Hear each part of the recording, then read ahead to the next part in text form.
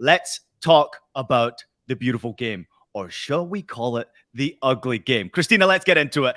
There was lots of controversial officiating decisions in the knockout stages. Obviously, going into the knockout stages was pretty good officiating. Me and you had a private conversation. I was pretty impressed with the way the officials were actually going about their business.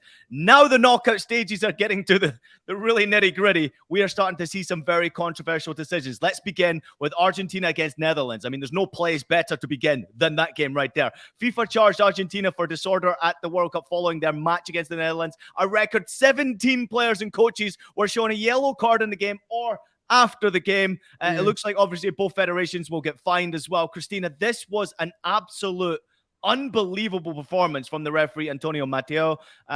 Basically, your opinion, your thoughts process, and can you even explain to us what the hell happened? Yeah, this is actually, you hit on the head. It was incredibly surprising. Lajos, Spanish referee, champions final referee, right? So we're not talking about someone who doesn't. Everything is pedigree, everything on paper, does not look like a bad assignment whatsoever. His unique quirkiness of how he manages players sometimes goes to, one of his strengths. Unfortunately, with this matchup, it was not one of his strengths. In fact, by him trying to maybe not give as many yellow cards in the beginning of the game, lost control of this match. And when we say, and it's really hard to watch it from an officiating perspective, where you can see the game starting to unravel, and it started to unravel really quickly. And you're sitting there like, for the love of God, please, at halftime, everyone get together, figure out how we can bring this game back. Hoping second half he would do so, him and his team, right? Because it's not just one person out there, right? It's the assistants from ARs, fourth officials.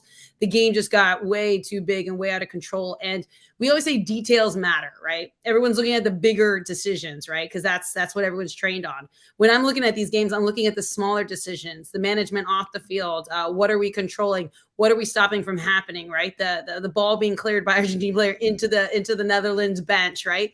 When not only coming out with only one yellow card in that mass confrontation, right? We're sitting here saying this game's going to go, this game's not coming back. It's not coming back. That was the final death knell, in my opinion.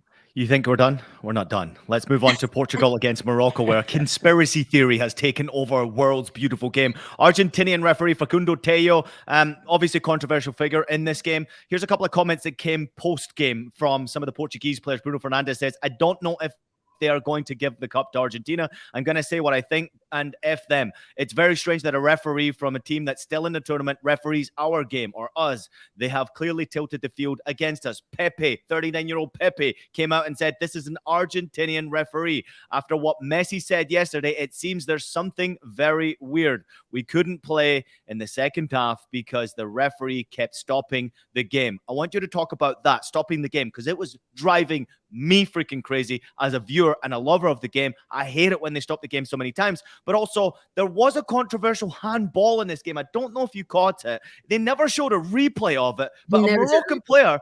The Moroccan player goes down inside the penalty area. I've slowed this down, Christina. To me, it looks like a handball. His arm is close to the ground, not yet on the ground when it strikes his arm, but we don't see a replay enough to help us judge that decision. Overall thoughts on the performance and those controversial talking points? So I'll go straight to the overall talking points because I think that exasperated the actual officiating that occurred on the field, right? I don't think the officiating in the sense of them saying it was horrific rose to the level that we saw, right, in the Dutch Argentina game, right? Yeah. But these statements are what jeopardize not just the referees, but they jeopardize this game. So sport in and of itself, if you don't protect the integrity of sport, people will stop watching. That's audience, that's bettors, right? That's stakeholders, because if there's no credibility and people think everything's fixed, people are going to say, what's the point of watching any kind of a sport if the prediction's already outcome by somebody behind the scenes, right? The Wizard of Oz in the back, pulling all the kind of channels, etc. So I don't think, and I urge players and coaches to be a lot more aware of how damaging those types of statements can be. Not just for, oh, we feel better, we got back at the ref. No, damaging for the game, in its integrity completely, because I think they're taking many of the different plays out of context, right? And I understand that they're hurt and they're upset and they wanted the game to go that way. If we were to fully examine the entire game, it was more of an evenly parred game, right? When we talk about fouls that were given, fouls that were not given, like those types of incidents. And so by making those statements, you're now putting the entire tournament as well as FIFA, once again, which we know that they're already under like a bunch of scrutiny, into a point of jeopardy. And we don't ever want that. And that's why there's penalties and fines for speaking like this, because it's a bigger picture. Now, going to the game in and of itself, right? I had already kind of briefly mentioned, and it all goes down to style and the skills. Like we call, everyone always thinks referees only have yellow, red cards, and a whistle. And I'm like, that's the bare minimum. And those are usually, with all due respect, some of the last instruments we use, our last tools we're supposed to be using. Instead, it's our management style. And it's all about, I think I view the game as like right, like it's an orchestra, right? We're coordinating the orchestra, right? We got the strings on this side, right? We got percussion on this side.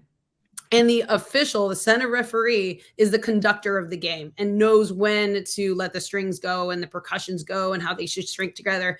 But sometimes that conductor can get it wrong. And when I said that we sometimes, if the game is getting out of control and there's advice of letting the game, maybe slowing it down at certain times, a little bit more stops, bringing it in instead of letting it continue to rise, because it's basically, if you think of a pot of boiling water, is it about to overflow, right? Are we at the point where the boiling is about to overflow? And that's what the referee has to manage in that moment, in that situation, with the feeling of the game, of what the players are giving.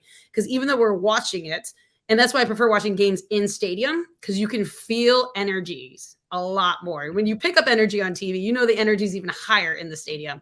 Oh, yeah. So I get it with you. And that's why I always said I kind of let my game like boil almost to the top, because I thought it was just more entertaining from a perspective of a viewer like you, instead of a staccato game where it's stop, stop, stop, stop, stop, and we want free flowing. I think that's where we could have allowed a little bit more of momentum and flowing, because the players were willing to have that. And instead, in this referee's mind, he's like, if I stop this a little bit more, I can control it a little bit more. So it's just not maybe getting the right mix, but it wasn't the wrong mentality. It just might not have been appropriate or the perfect moments for him to do it then. Interesting. Thanks so much for your insight, Christina. I mean, it's fantastic to have you on to sort of make sense of a lot of the stuff that we're seeing. Just one last quick question from me. You spoke a bit about the importance of maintaining the integrity of the game. Now, we know that there's going to be an investigation into what happened later on in the game between Argentina and the Netherlands. Emi Martinez plays for my club team, Aston Villa. I think he's a great player, but I don't agree with what he said after the game regarding the referee. I think he probably went beyond the line. Do you think that he should be, punished as part of that investigation, or that at least the investigation should take into account what was said? Because despite the fact Argentina advanced, what he said, I guess, does bring, the officiating into repute. Yeah. And I think it's the latter. It's the integrity component of it, right? None of these officials can explain or defend or protect the decisions as what they did. They're not allowed to speak, right? So it is on the prerogative for FIFA and others in those positions to ensure that they protect officials from damaging statements, when, especially if they're unwarranted and or it puts the entire integrity into it. So I do hope that this is taken, but not taken in isolation of the statement itself. I understand there's a lot of emotional response from a World Cup. I get it, but it needs to be taken in its totality.